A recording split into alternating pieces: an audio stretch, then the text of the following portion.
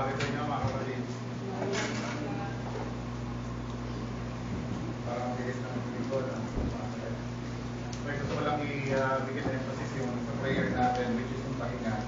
According to medical study kasi, ang katawan ng tao, ginawa lang ng Diyos for 5 days talaga. So kailangan talaga meron tayong pahinga. And God is doing us a favor sa Saturday and Sunday. Ngayon Sunday, hindi lang po physical na pahinga ang makukuha natin, kundi pati spiritual na pahinga. Salamat sa Panginoon, meron tayo talaga mapahinga. So bago ang lahat, manalangin po muna tayo. Manawan, maraming salamat po sa iyo, Panginoon, sa pahinga na binigay mo sa amin ngayong araw. Salamat sa protection na binigay niyo sa bawat isa na nakarating dito ng safe. At yung mga papunta pa lang dito, bilhin po namin, Panginoon, safe and safe. At ganun din po, ihanda po ang aming mga isipan, aming mga puso para sa word, hindi na ngayong umaga, kundi buong araw.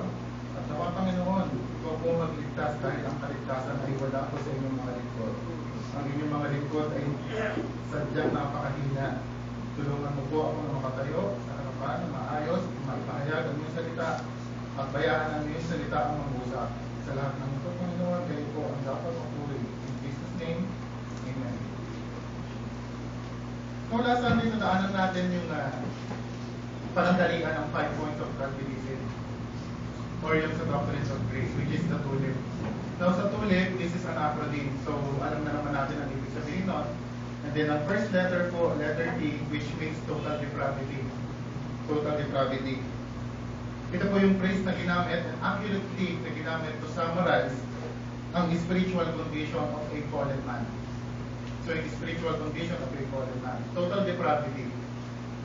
So there are two words. Total means complete. Complete, absolute, total. When you say total eclipse, yung araw, completely natakpan ng buwan. Diba? Yung total eclipse. So total means complete. Whereas ang depravity came from a Latin language, which is the depravus. Depravus, de, means absolute, thoroughly. So thoroughly, para complete them. And pravus, which means crooked. Crooked, wicked, baluktot, illegal. So yun po meaning ng pravus. So total depravity, which means a thoroughly or completely crooked. So ito po yung meaning niya. So ito po yung description for a sinful man, sinful nature of man, sa sarili niya and before God. Ito po yung sanhi ng pagbagsak ng tao. Nakita natin sa Genesis chapter 3 verse 6. Ito po yung in-entertain ni Eve yung tukso ng ahas. So kumain siya at binigyan niya rin si Adan. Si Adan kumain din. Dahil po sa disobedience na yan, napasa ang kasalanan sa lahat ng tao. Napasa ang kasalanan sa lahat ng tao. According to Psalms ni David, during the conception pa lang po may kasalanan na ang tao. So dahil po yan doon. At dahil dyan, ang lahat ng part ng tao ay naging corrupt. When you say lahat ng part ng tao, it includes yung pag-iisip, yung thinking ng tao, it includes the emotion ng tao, yung buong flesh ng tao, yung will ng tao. Yes, may free will po ang tao. Meron tayong free will kung anong susuotin natin ngayon, kung saan tayo papasok, may free will. Pero umiikot lang po doon sa mundong yon. Not in the spiritual things dahil wala siyang kakayahan. At gusto ko lang pong gamitin ulit yung laging ginagamit ni Pastor. For example, yung tubig. At this time, ang gusto kong gamitin is yung mineral water natin kunyari. Isipin niyo yung mineral water natin na kulay asul doon sa kitchen. May dumaan na daga. Naihian ng daga yung mineral water. Isang patak lang. Isang patak. Sino sa inyong iinom pa doon? Isang patak lang po yun. So kahit na isang patak lang yun, hindi mo pwedeng sabihin na inumin natin yung baba, yung taas, itapon mo, yung taas ng patuloy dyan. Hindi po pwede yun. So isang patak, nakita natin kung gaano kalalim, kung gaano kalaki ang effect. So ganun po rin ang kasalanan. Ang kasalanan ay tumatagos sa pinakaloob ng tao. Ayun po yung reason kung bakit lahat ng parte natin is sinful by nature. Now, ayun po yung nangyari sa kasalanan na may pasa sa tao. Apektado ang lahat ng area ng pagkatao. Kung sino ka at kung ano ka. Even yung righteousness natin, according to Isaiah chapter 64, verse 6, ang righteousness natin is as a filthy rags, or parang maduming basahan. Basahang marumi. So, ayan po yung nangyari. Ayan po yung domino effect ng kasalanan. Total depravity. Now, before po tayo pumunta sa total depravity, gusto ko lang muna bigyan ng pansin kung ano ang hindi ibig sabihin ng total depravity. Kung ano ang hindi ibig sabihin. Bakit? Dahil kasi yung iba, Pentecostal, lahat po, hindi kaya tanggapin ng total depravity. Why? Because depravity daw, by definition, napakabigat. Sabihin, lahat sa akin madumi, napakabigat. So, pinapalitan nila total inability. Hindi po pwede. So, total depravity, ano ibig sabihin? When we say total depravity, we do not mean that man does not have a conscience. By saying total depravity, hindi po natin sinasabi na ang tao walang konsensya. Hindi po yun ibig sabihin. Now, after the fall of man, kung kumain po si Adan at si Eva sa Genesis chapter 3, verse 8, naglalakad ang Diyos sa garden. Narinig ni Adam and Eve ang tingit ng Diyos. Tumago sila eh. Pagkatago nila, bakit? Kasi nakakabad sila. Well, ayun ang reason nila. But that's because of the conscience. Guilty sila eh. Tumatago sila. Itatago mo yung guiltiness mo eh. That is after the fall of man into sin. Merong guilt. Now dito po sa John chapter 8 verse 9, gusto ko pong bigyan natin pasin, basahin po natin lahat. John chapter 8 verse 9.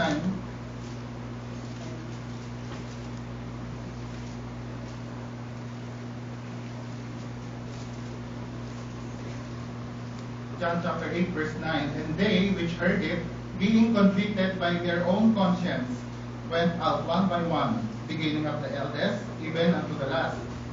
And Jesus was left alone, and the woman is standing in the midst. Ang ginawa nila dito, yung adulterous woman, nilagay nila sa gitna. Tapos papatumin yan, adulterous yan, sabi nila kay Jesus Christ. Now dito sa verse 9, merong sinabing, may sinabing being convicted by their own conscience. Now mababasa nyo lang po yan sa King James. Sa iba pong salin, hindi ko sure, pero mostly sa ibang salin wala po yan. Yan po ay nasa original Textus Receptus na kinuha ang King James. Pero during 1881, sa Westcott Court Critical Text, tinanggal po yung phrase na yan. Being convicted by their own sin. Pero sa Textus Receptus, kasama po talaga siya.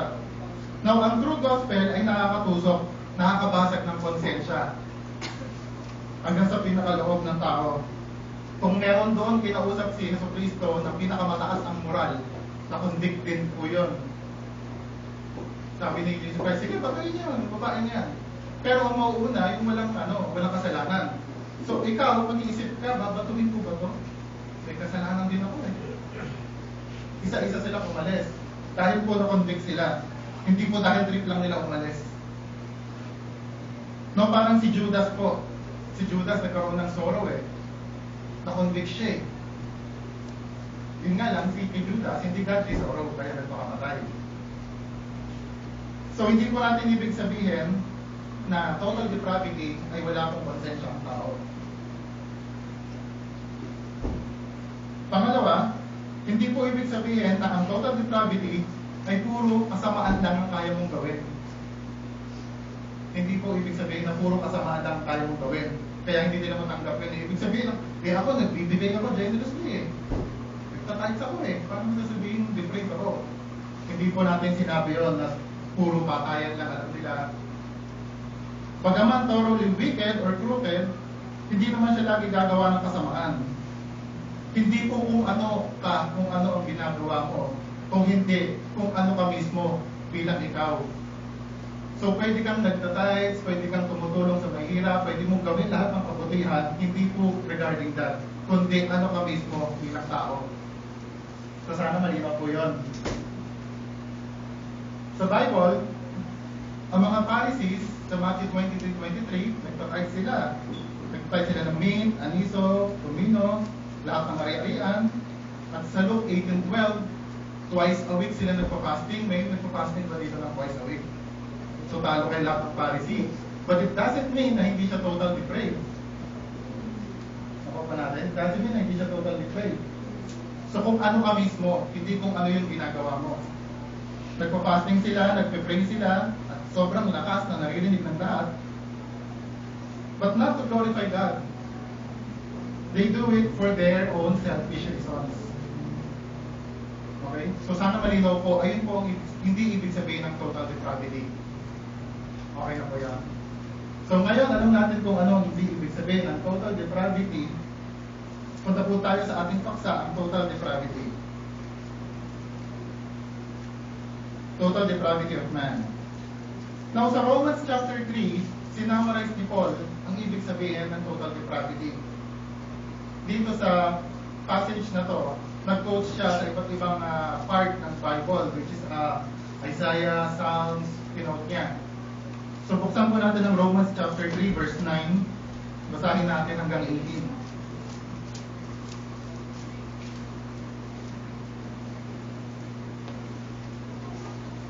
Hindi po natin mapapangako na matatapos po natin ngayon. Ito, pwede natin gawin series, isunod, gagawin din kung kailan man. Romans chapter 3 verse 9. What then? Are we better than they? No, in no wise.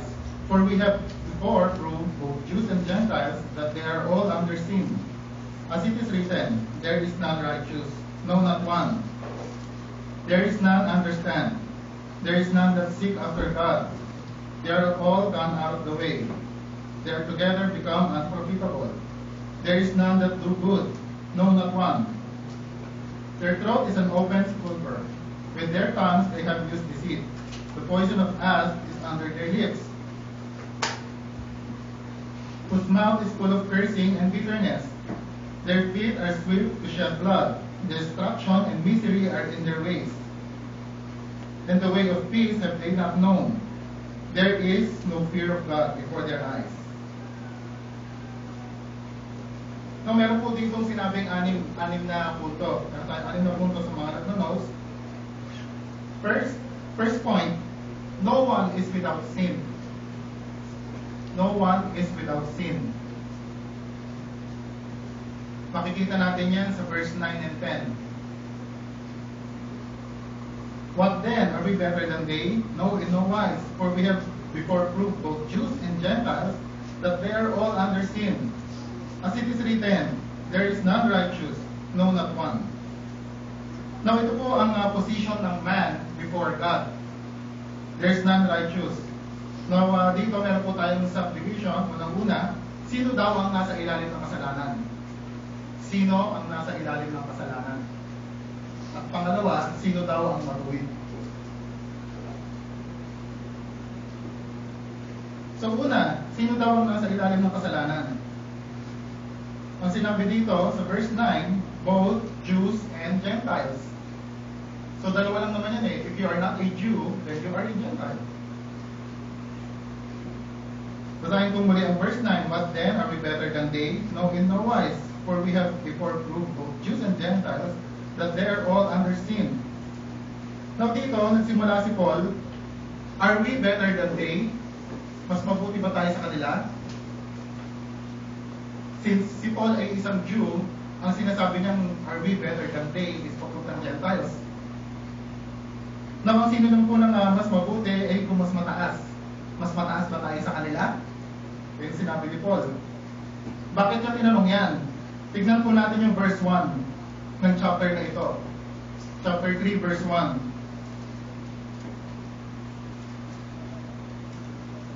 What advantage then has the Jew, or what profit is there of circumcision?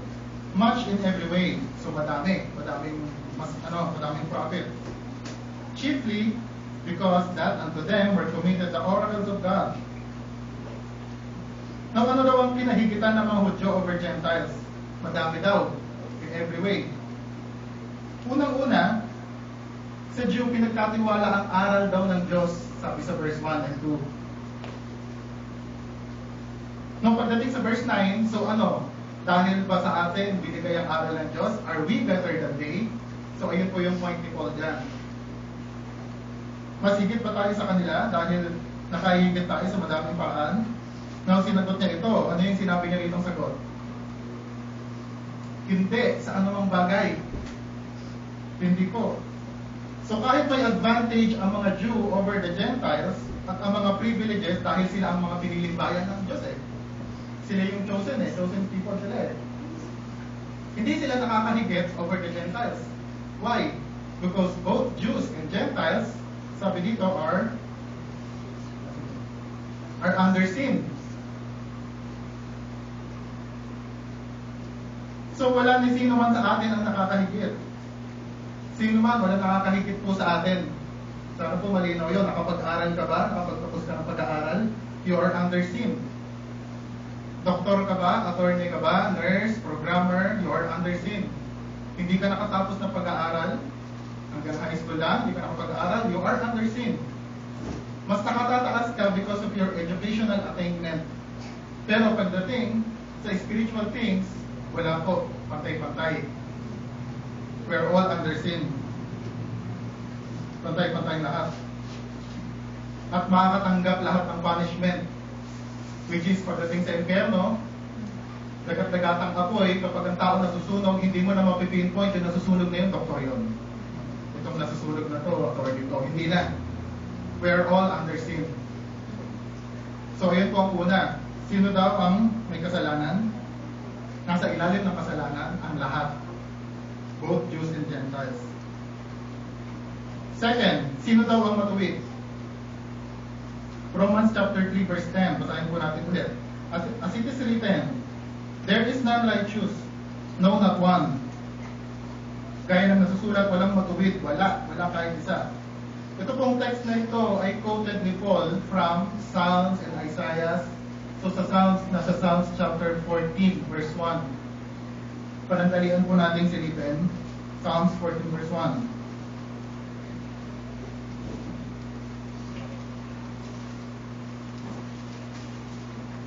The fool had said in his heart, there is no God. They are corrupt. They have done abominable works. There is none that do good. Noong nagsimula siya sa as it is written, gaya nga ng naisusulat. Kasagutan pa rin po ito sa are we better than they? Mas higit pa tayo sa kanila?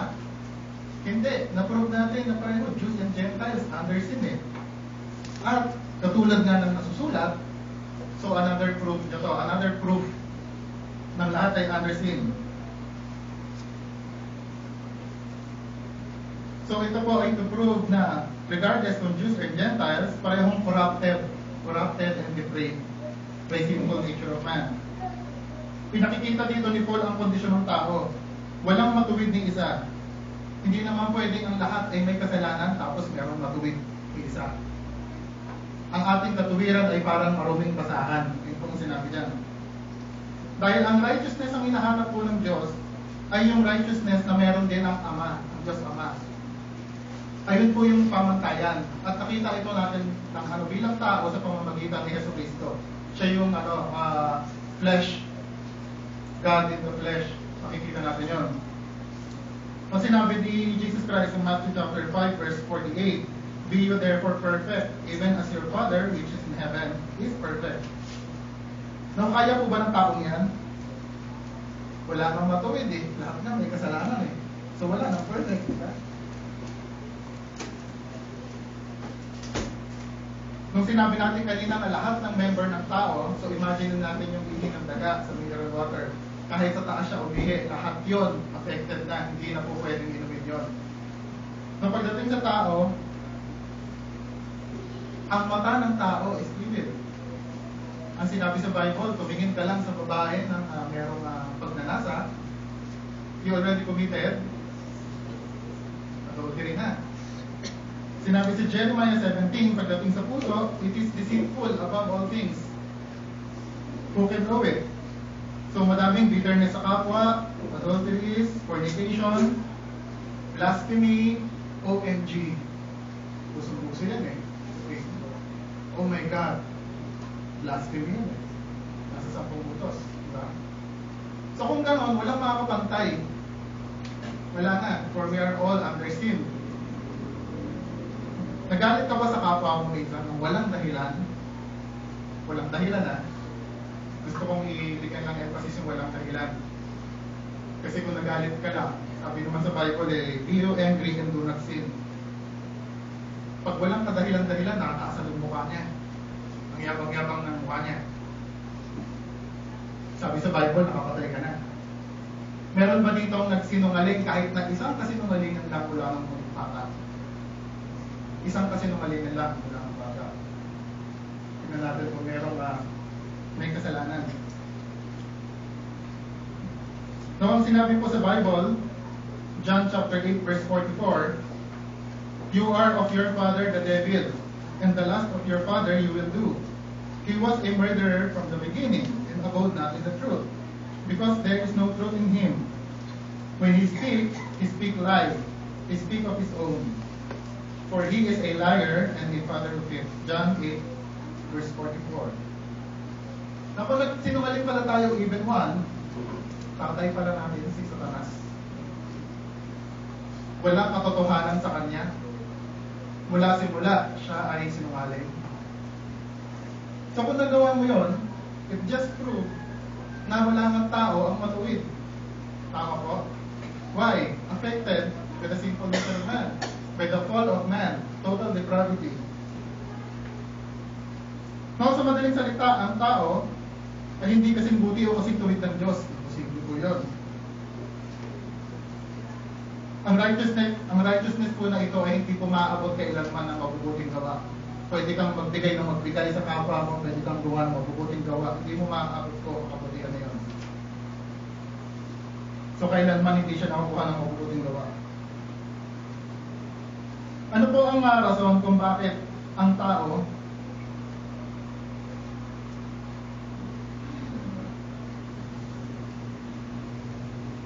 po ay under the control of sin or controlled by sinful nature? John chapter 8 verse 34. Silipin po natin. John chapter 8 verse 34. Jesus answered them, verily, verily, I say unto you, whosoever committed sin is the servant of sin. So kung gumawa ka ng isang kasinungalingan, you are the servant of sin. You have a master. Na kung ganyan po nangyari, huwag po tayo magtataka sa mga magulang, kung bakit yung anak mo hindi mo tinuturoang huwag mag-share, kaya hindi ka share.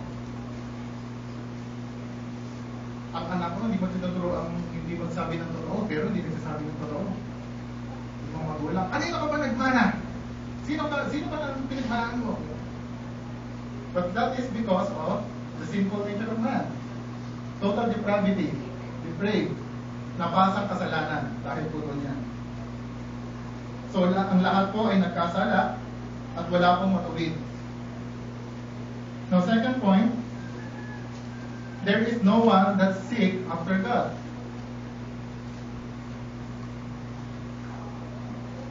There is no one that seek after God.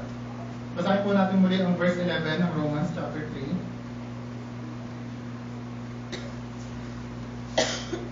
There is none that understand. There is none that seek after God. So tignan natin, may nakakaintindi daw ba? There is none that understand.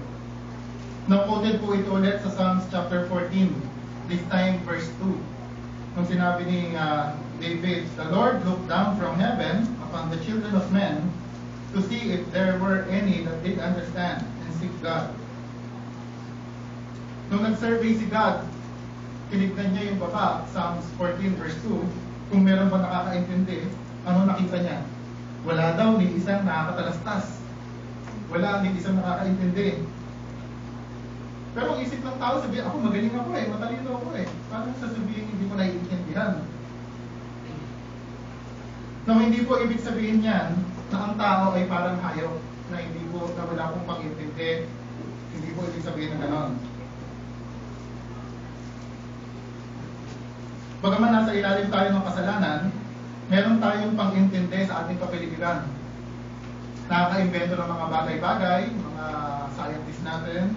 Madaming natututunan, academically, civically, morally, pero walang totoong pang-intindi pagdating sa spiritual things of God. So umiikot lang sa mundong iyon. Umiikot lang po siya doon. 1 Corinthians chapter 2 verse 14. 1 Corinthians chapter 2 verse 14. Ngunit ang tao, ayon sa laman, ay hindi tumatanggap ng mga bagay na espiritu ng Diyos, sapagkat ang mga ito ay kamangmangan sa Kanya, at hindi niya nauunawaan. Sapagkat ang mga iyon ay sinisiyasat ayon sa espiritu. Dahil dito, sa espiritu. No, dahil dito, walang kaalaman pagdating sa tunay na Diyos. Otherwise, sasamba ka ba sa bato kung may kaalaman ka? If you understand, sasamba ka ba sa Diyos na walang hindi nakakagalaw? Doktor, programmer, professional, nurse, attorney, ang gagaling makipag-debate. Tapos sasamba sa isang bato, may kamay, may paa, hindi nakakalakad, may kamay, hindi nakakagalaw, may bibig, hindi nakakapagsalita, pero sasambahin mo yun. Itinataas yun, pinoprosesyon, lahat ng tao nasa kaya. Meron bang nakakaintindi? Matalino ang tao eh. Matalino ang tao eh, pero wala nakakaintindi. Nung sinabi sa 10 utos na huwag kang gumawa ng image, may nakaintindi ba? Walang nakakaintindi. There is no one that understands, sabi dito.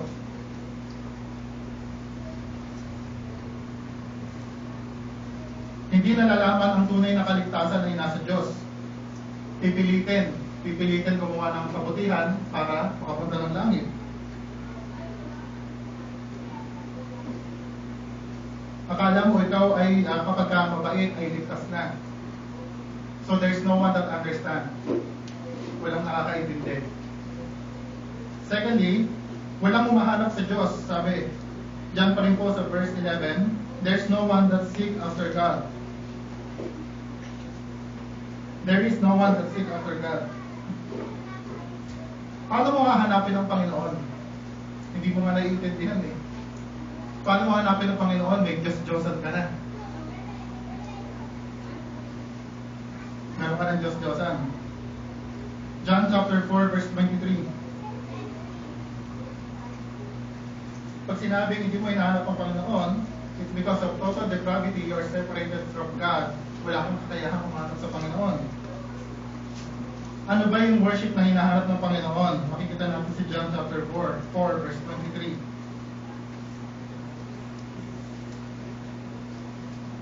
But the hour comes, and now is, when the true worshippers shall worship the Father in spirit and in truth. For the Father seeks such to worship Him. Now, in spirit ang sinabi dito, and in truth. In spirit, in contrast with carnal. Hindi po nahahawakan ng Diyos natin. To the unknown God, sabi nga ni Paul. Hindi po ito nabubuhat. Hindi po ito nadadala para i-posisyon. We must worship Him in spirit. And in truth, in opposition to hypocrisy.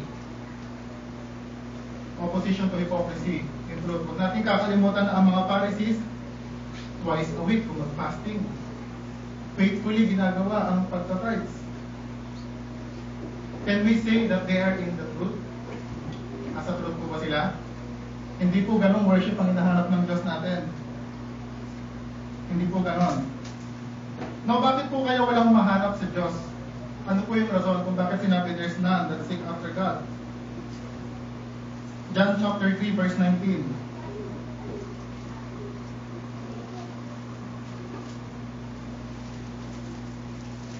John chapter 3 verse 19.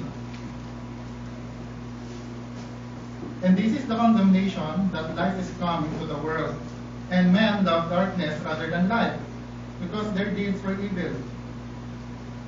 So hindi talaga hinahanap ang Diyos, hindi talaga hinahanap ng tao ang Diyos. Kasi mahal ng tao kung ano meron siya ngayon eh. Mahal niya kung ano yung current katayuan niya, at ito ang kadiliman. Kadiliman. Ngayon mga yun sa pamahalaan, nakikita tayo ng mga expose. Ang dami pa ng pera ni ganito. Paano niya kaya nabili yun? May pinaparatangan ba, nag-open? Oo, kinurap ko po yan. Ito po. Hindi, itatago mo yan. Itatago mo yan. Gusto mo sa kadiliman, hindi mo yan ilulungkad sa liwanag. Pagdating sa interview dito, kunyari membership class, sasabihin mo ba na gusto ko dating ligawan kaya ayaw ko magpamember Hindi. Itatago mo yan. Kasi sa mga tao, hindi naman nakikita yan Samantalang sa Diyos, ang lahat ng tao nakahubad, nakikita niya yan. So, gusto ng tao sa kadiliman. Kahit pa dumating ang kaliwanagan sa mundo. Now, ang preaching po at ang mga inspiring music ay walang kapangyarihan apart from the power of God, the Holy Spirit. Now, ang ibang church, binubugbog ang tao sa ministry at instant best friend. Nang sa ganon ay mag-stay ang tao sa iglesia. Now, even that, wala pong tulong yon. Pwede mong pag-stayin ang isang tao sa iglesia, but that will not make him a lover of God. That will not make him a lover of God. Pwede mo siyang bigyan ng ministry, pwede mo siyang ilagay sa music ministry para kakanta siya. But that doesn't mean na hinahanap niya ang Panginoon. So wala pong mahanap sa Panginoon. So unang-una, no one is without sin. And secondly, no one seeks after God. Thirdly, siguro dito na tayo magtatapos muna. There is none that do good. There is none that do good. Romans chapter 3 verse 12.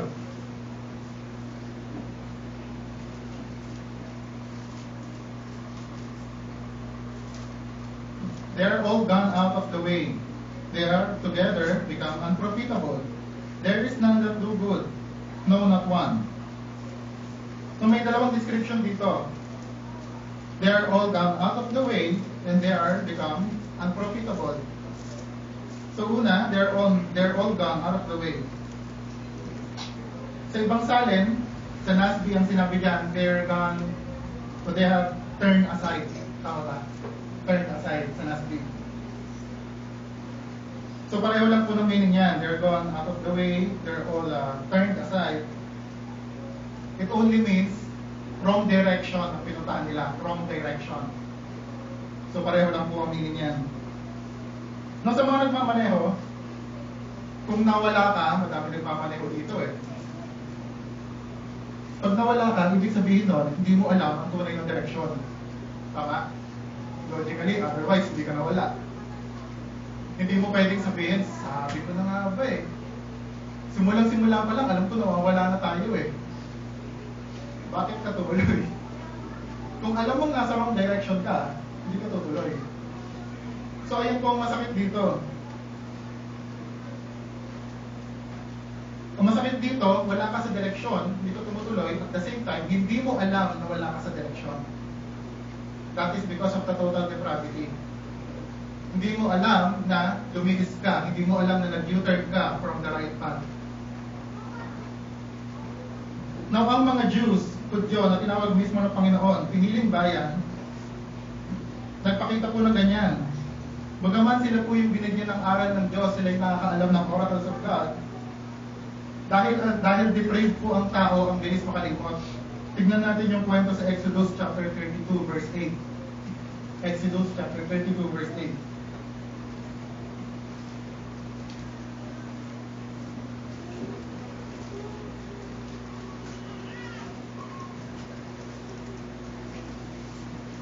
Verse 8, they have turned aside quickly, out of the way, which I commanded them.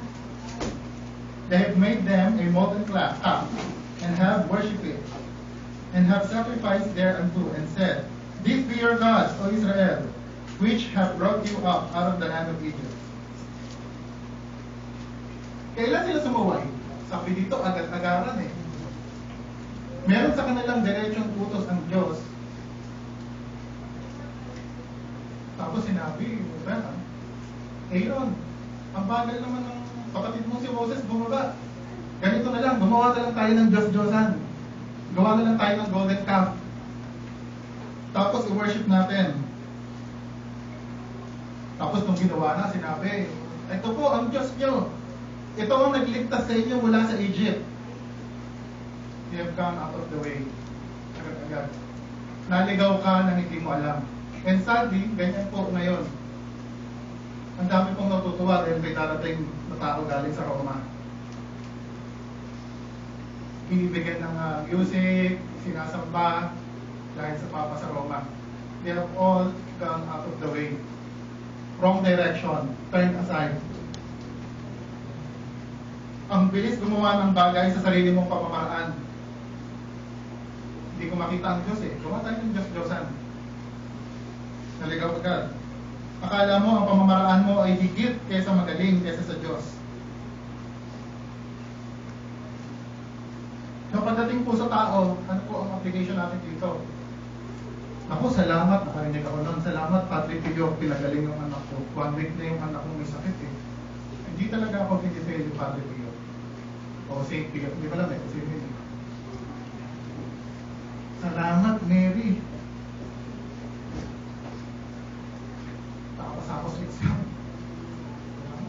Nakahanap ako ng trabaho. Ligaw po ang tao. At ang masakit, hindi po alam ng tao na naliligaw siya. Because of total depravity. No, meron po akong nakita minsan in interview, where are they now? Yung mga hinawakan sa ulo ni John Paul. Yung iba naging maginhawa, iba naging successful. Salamat! Dahil kasi, blessed ako ni John Paul. Ito na ang buhay ko ngayon. So because of the common grace of God, ang Son, na umaaraw para sa unjust and just, ang pagsasalamatan mo ay bato. They're gone out of the way. Lahat po sila ay ligaw. Ligaw. Everyone is gone out of the way, everyone has turned aside. Ang lahat po ay ligaw. And lastly, ito na tayo magtatapos, they are together become unprofitable. They have become unprofitable.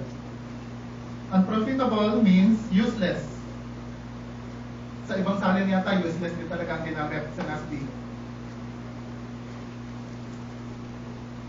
Now, kung babalikan natin ang mga example natin kanina, for example, yung mineral water na naiinom ng daga ng isang patak, meron pa bang iinom nun? Wala na. Ano po nangyari sa kanya? Pwede po bang ipanghugas din ng plates yun? Hindi pa rin pwede. Useless, itatapon na lang po siya. Sa mga nagmamaneho po na nagdadrive, binigyan ka ng, mali naman pala itong mapa to eh. May gamit po kayo mapa na yun? Gagamitin mo ba ulit yun? Naligaw ka nga dun eh. It is unprofitable. It is useless. Patapon na lang. So yung dati yung brownout even dito sa church natin, yung mahaba yung 1 week. Naalala ko si mama na namalengke. Ang madami. Kasi kung mamalengke, every twice a week eh. At twice a month. Namalengke siya ngayon, bumagyo ng gabi, 1 week bago nagkakuryente, sira po lahat ng ulam. That is unprofitable. Useless. Pwede pa bang ipakain yan? Hindi na po pwede ipakain yan. Wala na pong gamit. Now sa verse 1 ng chapter 3, ang sinabi dito, what profit is there of circumcision? No, para sa mga Juto over the Gentiles. Sa atin ibinigay ang aral ng Diyos. Ano po yung profit nun? Ano po yung use nun? Wala. Wala pong use yun. Why? Useless po yun. Dahil kasi lahat ng tao ay under sin. No one seeks after God. So wala pong profit yun. Bali wala po yun. Lahat ay nasa kasalanan. Now, ang tao po ay depraved. Kapag sinabing depraved, siya ay useless din. Useless, hindi pwedeng gamitin upang maglingkod sa kaharian ng Diyos. Otherwise, madami pong maliligaw. Kasi po, it is blind leading the blind. Blind leading the blind. Hindi po pwedeng maglingkod, hindi po pwedeng tumayo para sa kaharian ng Diyos. Dahil madami na pong nangyari ngayon yan. For example, yung purpose-driven life. Billy Graham, the greatest evangelist. ang lahat po ay Kristiyano. So, mga maling salita. Hindi po. Hindi po pwedeng maglingkod. Useless. Si Joel Osteen and his prosperity gospel. Nung in-interview siya sa TV, what is gospel? Hindi mo masagot. Ang daming libro nun. Pag pinabasa namin libro nun, hindi mo masagot. Pagdating sa vlog niya, nag-sorry siya. Sorry, hindi niya na-explain ang gospel. What is gospel? We have numerous books. Hindi mo alam ang gospel. So, hindi po pwedeng maglingkod. Hindi po pwedeng maglingkod ang blind. Because that is blind leading the blind. Sa ibang churches, magaling magsalita, pwede na mag-preach. May mga pastor na hindi Christian. Pero na mga pastor na hindi Christian. So they have all turned aside. If all has turned aside, if all become unprofitable, therefore, ang sinabi dito sa verse 12, there is none that do good. Wala pong gumagawa ng mabuti. Wala pong makagawa ng mabuti in a spiritual manner without the grace of God. Ang kabutihan po, ang Diyos lang po ang may kakayanan gumawa para sa iyo. Not even one. So dyan po muna natin tatapusin ang ating total depravity. No, para po sa ating lesson, sa mga wala po kay Kristo, dahil po sa Biblia, nakita po natin na lahat ng tao ay apektado ng kasalanan at walang mahanap sa Diyos. Kung ganun po, paano maging posible maging Kristiyano ang isang tao? Kung ganun pala, hindi pala ako mahanap sa Diyos, makasalanan pala ako, paano ako maging Kristiyano? Ito po ay hindi gawa ng tao. Ang Diyos po ang may kaloob nito, even repentance, na pag-aralan natin last week, Diyos po ang may kaloob. Kung may kinakausap po ako dito, tulad ng sinabi si John chapter 5, ang boses ng Panginoon Diyos nakakarinig kahit ng mga patay. Kung meron ditong nakakarinig, may kinakausap ako, sana sampalatayanan yung ginawa ni Kristo, natapos na sa krus ng Kalbaryo. Sana wag mong sabihin, wag mong sayangin ang iyong napakinggan sa salita ng Diyos. Yung linggo-linggo natin natututunan. Sa mga mananampalataya din naman po, ito po ay isang reminder kung ano po yung what we used to be bago tayo naging mananampalataya. Wala po tayong dapat ipagmayabang.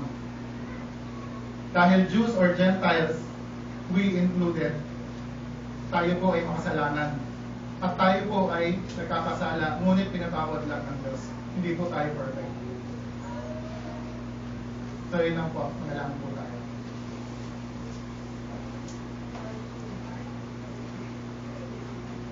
Diyos Ama, kami po nagpapasalamat sa pagpapakita mo sa amin ng spiritual condition namin, Panginoon, sa fallen man. Salamat, Panginoon, at nawa ang mga ito, tulad ng sinabi mo sa iyong salita, na hindi bumabalik sa inyo ng null and void. I pray, Father, na ang lahat po na nakarinig nito ay magising, mabuksan ang spiritual eye. Nawa, Panginoon, ikaw po ang magligtas sa ating harapan. Salamat po muli sa pangalan ni Jesus.